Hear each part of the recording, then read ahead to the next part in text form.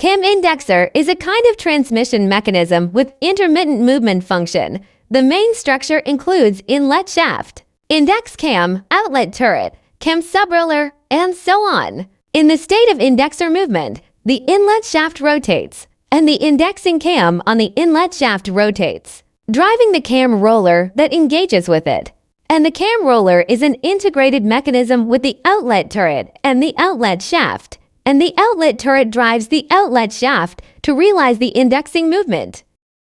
As the cam indexer inlet shaft rotates, the cam rollers rotate the outgoing force turret according to a given displacement curve, while rolling along the beveled surface of the ribs. In the area where the ribs are in equilibrium with the cam end faces, i.e. in the static range, the rollers are connected to their shafts, but the output turret itself does not rotate.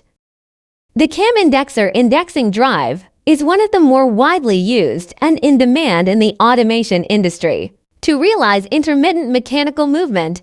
At present, from the various types of indirect transmission components, the indexing drive is more stable and can realize high-speed operation.